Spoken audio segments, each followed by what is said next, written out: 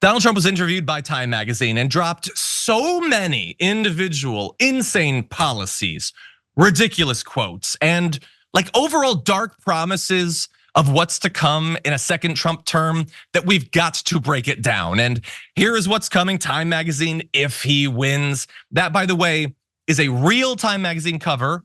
It's not a fake one that was photoshopped like he previously had done when he was so desperate to be on Time magazine that he pretended to be. No, now he really is. And so the reporter who talked to him like described the overall idea of the interview as him, let's see, outlining an imperial presidency that would reshape America and its role in the world. Well, let's get into some of the specifics of how exactly we would be reshaped.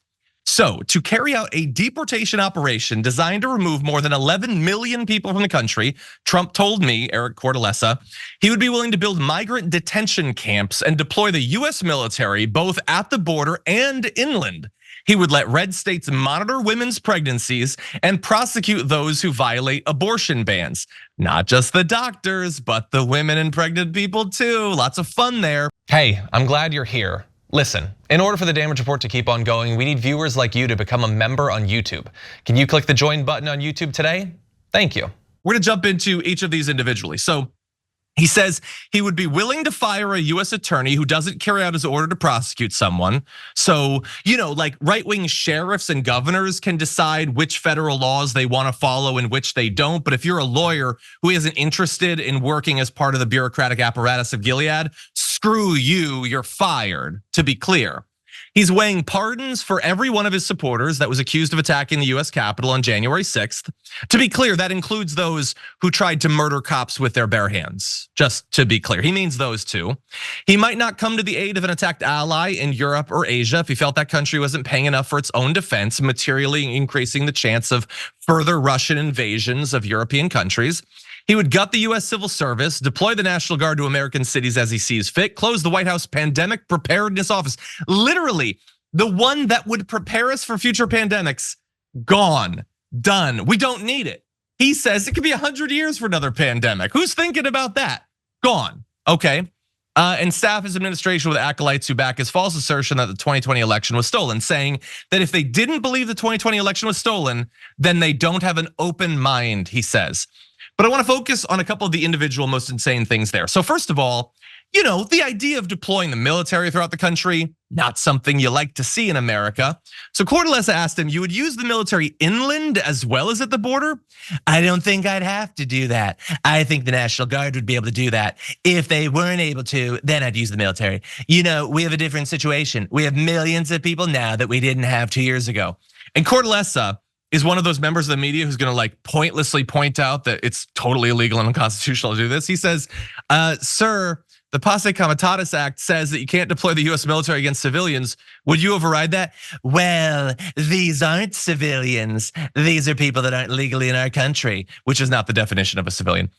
This is an invasion of our country, an invasion like probably no one has ever seen before. They're coming in by the millions. I believe we have 15 million now. And I think you'll have 20 million by the time this ends. And that's bigger than almost every state. That's not true. So you can see yourself using the military to address this. I can see myself using the National Guard. And if necessary, I'd have to go a step further. We have to do whatever we have to do to stop the problem we have. So, one does not need to take this and then project forward. If this is establishing a principle for the use of military, where else could this go? You don't need to do that for this to be horrifying. We will probably do that.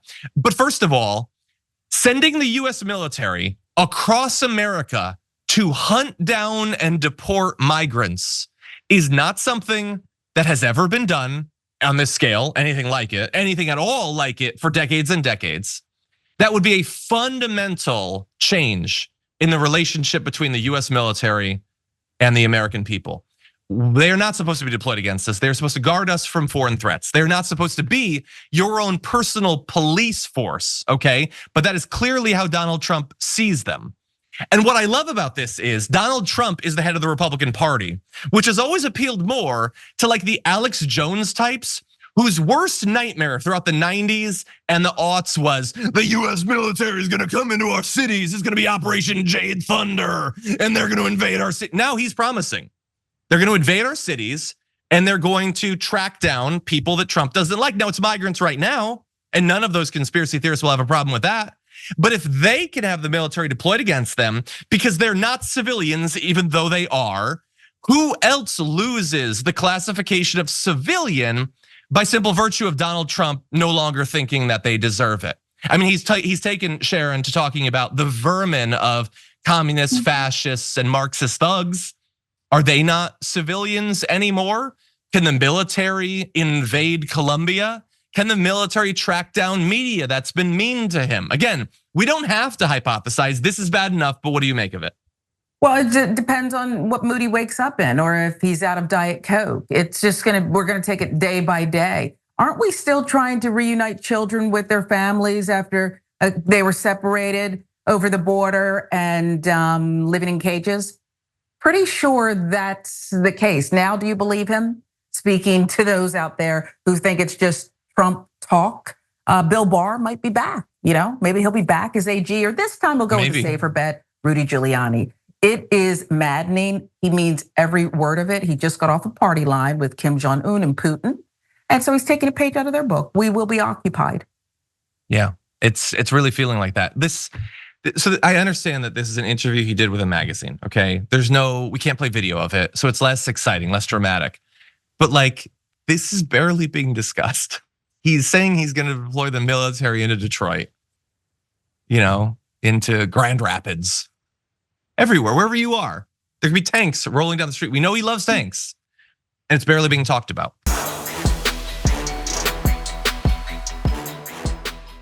Members make a difference here at TYT. You help make the show happen, and we see you in the chat with your loyalty badge. Click the join button to become a member today.